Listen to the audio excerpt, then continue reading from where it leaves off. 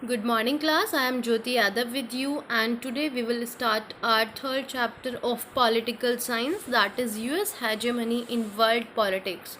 So, student, in last two chapters, like in chapter 1, we looked at how after Second World War, whole the world was divided into two blocks. The first one was USSR and the second one was US. तो पूरा जो world था वो two blocks में divide हो गया था, एक यूएसएसआर के अंडर था और दूसरा यूएस के अंडर. सेकेंड चैप्टर में हमने देखा कि किस तरह से जो दो सुपर पावर्स थी पूरे वर्ल्ड में, यूएसएसआर और यूएस, उनमें से केवल अब जब यूएसएसआर का डिसइंटीग्रेशन हो जाता है तो उसके बाद में केवल एक ही सुपर पावर बचती है and that was US. Okay, इस चैप्टर में हम देखेंगे कि जो एक सुपर पावर बचती है, यानी कि जब पूरा वर्ल्ड यूनिपोलर हो जाता है, यानी कि एक ध्रुवीय जब पूरी क्या हो जाती है, पावर जो है वो एक ही कंट्री के पास चली जाती हैं, एक ही शक्ति के पास चली जाती हैं, तो उसके बाद किस तरह से वो क्या करता है, एक तरह से डोमिनेंट की तरह बिहेव करना शुरू कर देता है. लेकिन इसका जो बेसिकली क्या हुआ था कि कुछ कंट्रीज़ को लग रहा था कि यूएस क्या कर रहा है, कहीं ना कहीं डोमिनेशन कर रहा है बाकी कंट्रीज़ को, और कुछ को लग रहा था कि वो ऐसा नहीं कर रहा है. लेकिन बाद में धीरे धीरे पूरे वर्ल्ड को ये समझ आने लगा कि जो यूएस है वो कहीं ना कहीं डायरेक्टली या इनडायरेक्टली डोमिनेशन अपना दिखा रहा है पूरे वर्ल्ड के ऊपर, यानी कि अपनी हेजेमनी दिखा रहा है. ओके, तो अब हुआ क्या बेसिकली, जब 1945 की वर्ल्ड वॉर एंड हुई थी तो ये भी माना गया, कुछ जो पीपल हैं वो ये भी कहते हैं कि जब जापान के ऊपर जो एटम बम अटैक किया था यूएस ने, तो नागासाकी और हिरोशिमा पे, आपको पता ही होगा, तो क्या हुआ था बेसिकली, उसका कोई रीज़न नहीं था, बल्कि उसने क्या किया था, अपनी पावर्स शो करने के लिए वो अटैक जानबूझकर किया था ताकि पूरे वर्ल्ड को पता चल सके कि वो कितना ज़्यादा पावरफुल है. तो ये माना जाता है कि इसलिए किया था, लेकिन कुछ का मानना ये नहीं है. जबकि दूसरे कुछ लोग मानते हैं कि जो यूएस का डोमिनेशन है वो तब शुरू होता है जब यूएसएसआर डिसइंटीग्रेट हो चुका था. तो अब देखते हैं, कहीं ना कहीं जो डिसइंटीग्रेशन था यूएसएसआर का, वो रिस्पॉन्सिबल था इसके लिए कि यूएस एक सुपर पावर बचा था और वो अब डोमिनेट होता जा रहा था पूरे वर्ल्ड के ऊपर. तो अब देखते हैं, हम इस चैप्टर में हम ये जानेंगे, बेसिकली इस चैप्टर के थ्रू हमें पता चलेगा कि यूएस का जो डोमिनेशन है, ये हेजेमनी है, वो किस तरह से थी और किस तरह इसको देखा जाता है. तो जब हम ये चैप्टर स्टार्ट करते हैं तो उसमें पहले ही आपके 3 स्टूडेंट्स हैं जिनकी एक स्टोरी टाइप दी हुई है, जिसमें फर्स्ट जो स्टूडेंट है वो एक लड़की है और वो क्या करती है, बेसिकली उसको डॉक्टर बनना होता है. लेकिन तभी क्या होता है, उसकी कंट्री पर अटैक हो जाता है, जिसमें क्या होता है, उसकी जो टांगें हैं वो एक जो टांग है वो उसकी पूरी तरह से उसमें ख़राब हो जाती है. तो उसके बाद भी उसका जो डॉक्टर बनने का सपना है वो टूटता नहीं है. तो उसका मतलब यहाँ क्या शो करने की कोशिश की जा रही है कि जो दूसरी कंट्रीज़ हैं उनके अटैक से उसके जो सपने हैं, उसके जो ड्रीम्स हैं, उनको कहीं ना कहीं वो किस तरह से, यानी कि उन पे किस तरह से प्रभाव पड़ता है, इम्प्रेशन पड़ता है.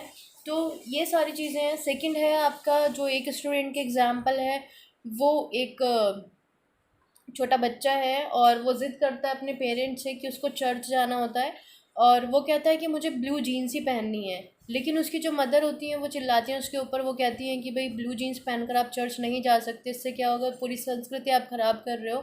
लेकिन उसके फादर तभी बोलते हैं, क्योंकि वो जो कपल था, यानी कि वो जो फैमिली थी, वो रशिया से आकर के दूसरी कंट्री में बस गई थी जब रशिया में क्या था, सोशलिज़म था. तो सोशलिज़म था, वहाँ पर भी लोगों को ज़्यादा फ्रीडम थी नहीं, वो हम ऑलरेडी अब पढ़ चुके हैं पहले 2 चैप्टर्स में.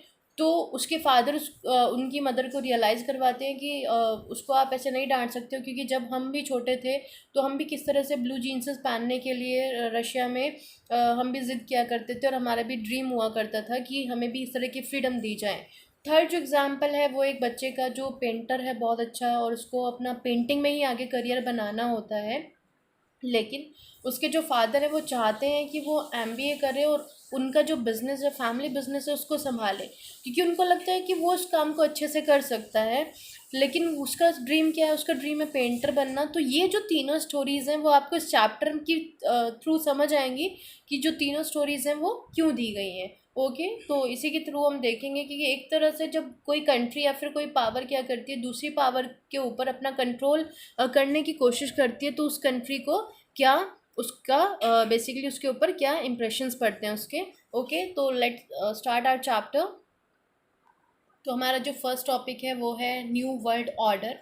इसमें क्या था, न्यू वर्ल्ड ऑर्डर क्यों बोला गया, ये यूएस को बोला गया था क्योंकि माना गया था कि जब यूएसएसआर डिसइंटीग्रेट हो चुका था, टूट चुका था, तो उसके बाद में जो पूरा वर्ल्ड है वो यूनिपोलर हो गया, यानी कि एक ही पावर बची थी वहाँ पर, सुपर पावर। तो इसलिए बोला गया कि एक नए वर्ल्ड की शुरुआत थी, और जो वर्ल्ड था वो कौन था, यूएस। तो इसलिए न्यू वर्ल्ड ऑर्डर यहाँ पर बोला गया है, यूएस के लिए यूज़ किया गया है। So look here, USA become the single super power after the disintegration of USSR and world became unipolar. तो जो यूएस था वो एक अकेला सिंगल पावर बन गया था पूरे वर्ल्ड में, किसके बाद में, जब यूएसएसआर पूरी तरह से टूट चुका था 15 कंट्रीज़ में, और जो वर्ल्ड था वो यूनिपोलर बन चुका था, यानी कि अब केवल वहाँ पर एक ही सुपर पावर थी। यहाँ पर हमारा दूसरा टॉपिक आता है फर्स्ट गल्फ वॉर। अब ये गल्फ वॉर क्या है, तो बच्चों में बता देती हूँ आपको कि जो गल्फ है ये क्या है, खाड़ी वॉर बोला जाता है, इसको खाड़ी युद्ध भी बोला जाता है। ये क्यों बोला जाता है, क्योंकि ये जिन कंट्रीज़ में हुआ था वो कंट्रीज़ खाड़ी में सिचुएटेड थी, लोकेटेड थी, तो इसलिए इसको फर्स्ट गल्फ वॉर बोला जाता है।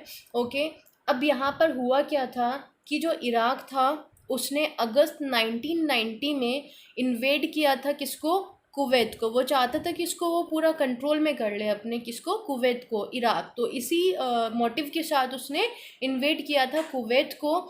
लेकिन क्या हुआ कि जो बाकी की कंट्रीज़ थी उन्होंने उनको समझाने की कोशिश की कि भाई अब जो ये सिचुएशन है वो पूरी तरह से चेंज हो चुकी है, सारी जो कंट्रीज़ है वो फ्री हो चुकी हैं, अब कोई भी कंट्री किसी कंट्री को अपना गुलाम या फिर स्लेव नहीं बना सकती है, और ना ही अब कोई कंट्री किसी को कंट्रोल कर सकती है। लेकिन फिर भी इराक ने किसी की नहीं मानी, उसने क्या किया, इन्वेड किया कुवैत को, और वो वहीं पे रहा। बहुत सारी कंट्रीज़ ने उसको समझाया कि वो वहाँ से चला जाए, हटा ले अपनी आर्मी वगैरह, उसको इन्वेड ना करे, कुवैत को फ्री कर दे, लेकिन उसने नहीं सुनी। यूएन ने भी ये ट्राई किया कि उसको समझाया जाए इराक को, लेकिन उसने किसी की भी नहीं मानी। सो आप यहाँ पर देखोगे, Iraq invaded and annex Kuwait.